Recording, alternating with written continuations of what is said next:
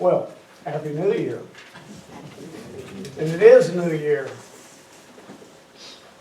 And I don't know if I need to tell you, it's really too late to wish or hope for a better past. Jesus really didn't come to make our past any better than it was. What he came for was to give us life in the kingdom, now and beyond. He came to become our guiding light. There was a book written by Nancy Hill, and it was titled Actual Factuals. In there's an interesting story about a man who profited greatly because of a Christmas card. Clinton Odell was his name, and he was a chemist, and he had become very seriously ill, and he moved to Arizona for his health. The year was 1924, and it was Christmas time, so Clinton Odell sent the chemist a $25 donation and an encouraging note. And you know, in 1924, $25 meant a lot more than it means today. A year later, this chemist, Carl Norn, appeared at the Odell house, and he said, "Well, I'm here, and I'm well. What can I do for you?" Well, Clinton had an idea that he wanted Odell to work on, and he felt that there was a market for a brushless shaving cream. And Clinton had to let the world know about this new product that he wanted to develop. And his son Alan had noticed that some gas stations located on highways advertised gas, oil, and clean restrooms with a series of signs along the road. Well, that was it, Clinton decided. That's what he would do.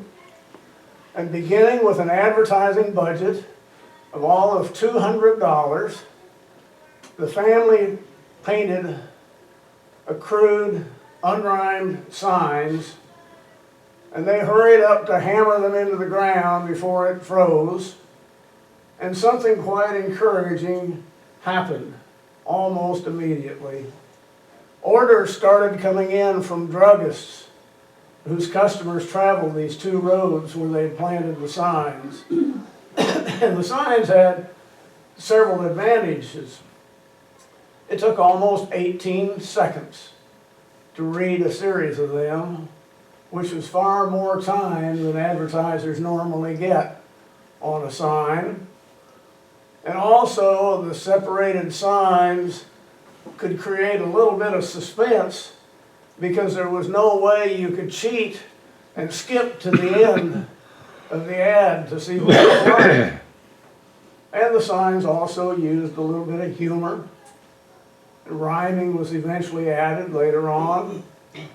And some examples of these signs are, you probably have some in your own mind, "The bearded lady tried a jar. She's now a famous movie star. Burma shave." If you dislike big traffic fines, slow down till you can read these signs. Burma shave. Now, as Paul Harvey would say, you know the rest of the story. You know the origin of these quaint Burma shave signs that once graced our nation's highways. And they were the result of one man's kindness at Christmas time. Think of that. Christmas time is a surprising time, isn't it? It's a time when we might send a card to someone who is down on their luck It's a time when we feel more charitable, more decent, more loving. Christmas is at its best a reflection of the love of God. Christmas, John tells us, was in God's purpose from the beginning. In the beginning was the Word, John says in his prologue, and the Word was with God. He was with God in the beginning. Through him all things were made. Without him nothing was made that has been made. And later on in John's prologue, we learn that the Word was with God in the beginning was Jesus. Christmas was God's purpose right from the very beginning. When God said, "Let there be light," it was for the purpose of sharing his love. When he separated the earth from the waters, it was for the purpose of creating beings upon whom he could pour out his care. What an amazing event creation really is. You know, it's far more difficult to believe such an event happened by accident than it is to believe that there is a divine mind, a divine purpose behind it all. There was a divine mind. There was a divine purpose. And that was that God's perfect love would be revealed to humanity. What a wonderful thing is this creation. Paul Davies, in his book God and the New Physics, notes that had been the Big Bang been weaker, the cosmos would have soon fallen back on itself on a big crunch. On the other hand, had it been stronger, the cosmic material would have dispersed into the galaxies so much that nothing would have formed. If this balance had been off by 1 to a staggering 10 to the 60th power, we couldn't exist. Suppose, he says, you wanted to fire a bullet at a 1-inch target on the other side of the observable universe, which is 2 billion light years away. Your aim would have to be accurate to the same 1 to 10 to the 60th power. Love is the reason behind the universe. And we find evidences of God's love throughout all of the Hebrew Scriptures. But for us, it was the coming of Christ that brought the matter home. God has always loved us, but we see it as Christmas is the victory of light over darkness. We live, you know, in such a brilliantly lighted world that we cannot appreciate the imagery of a world of darkness. Think about living in a world of darkness. Imagine a world with no streetlights, no lighted signs. Imagine that you're a stranger in this area and you're walking either by foot or riding by donkey. You see, don't assume that danger and crime was not a problem in the time of Jesus. It was a problem, and the darkness held many terrors for people at that time. Then into this world of darkness shone a great light. John continues his prologue. In him was life, and that life was the light of men. The light shines in the darkness, but the darkness has not understood it. There came a man who was sent from God. His name was John. He came as a witness to testify concerning that light, that through him all men might believe. He himself was not the light. He came only as a witness to the light. The true light that gives light to every man was coming into the world.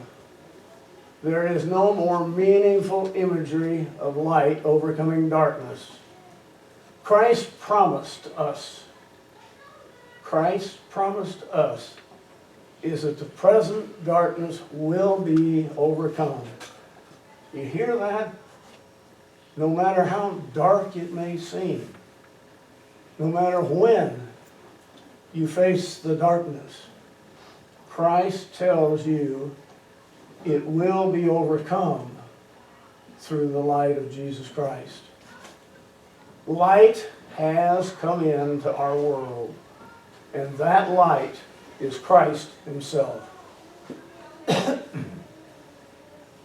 And Christmas is the celebration of light coming into dark and unfriendly world.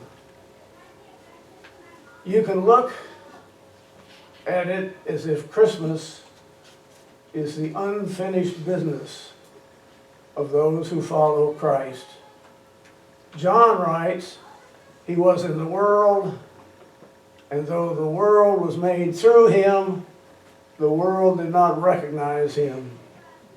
He came to that which was his own, but his own did not receive him. Yet to all who received him, to those who believed in his name, he gave the right to become children of God. Children born not of natural descent, nor of human decision, or of a husband's will, but born of God. That's who we are. Because Christ has come into our world, we have become children of God. And as children of God, we are involved in the unfinished business of Christmas. We are those who carry the light into the dark places of the world. We are those who carry the love into the hostile and hurting places. We are the agents of peace. We are the agents of Christmas, the hope of Christmas, and the joy of Christmas. Singer Mel Torme tells about driving one excessively hot afternoon to a friend's house who was a songwriter and lived in Southern California. And it was one day during the blistering sun of July. And this was pre-air conditioned days when he was telling his story. And Mel walked into the house of his friend after not getting an answer at the door. And he walked over by the piano and he saw a writing pad on the music board.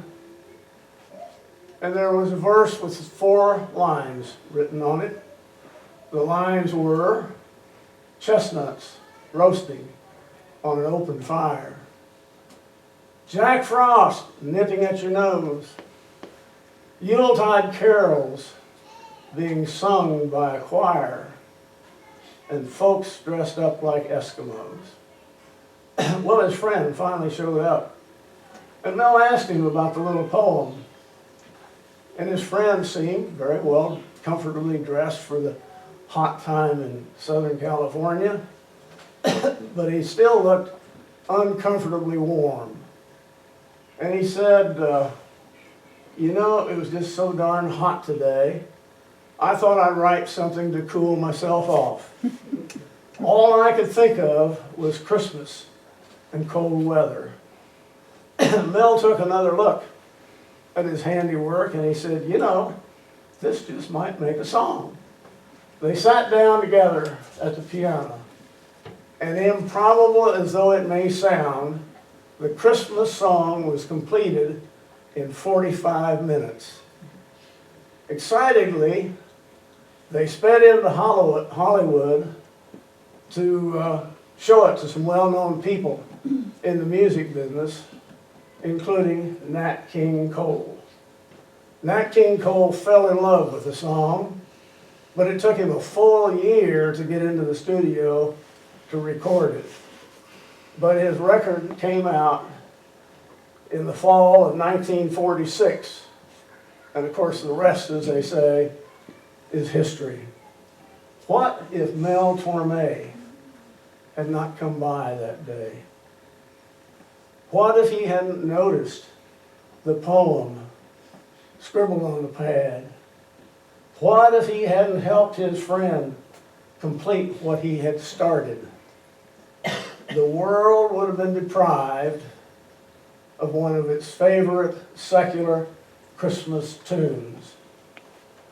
In the same way, we are there to help Christ in his unfinished work. The light has come into the world, John tells us, the light of peace and joy and love. But that was just the beginning.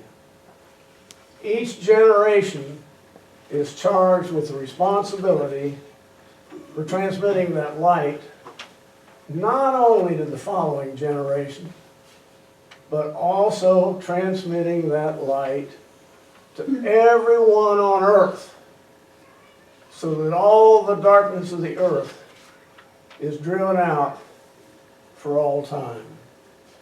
We are like those angels who hang over the Bethlehem stable, but the song is unfinished. It is our task to continue to sing the song over the rest of the world that may still be in darkness. It is up to us to finish the business. Amen.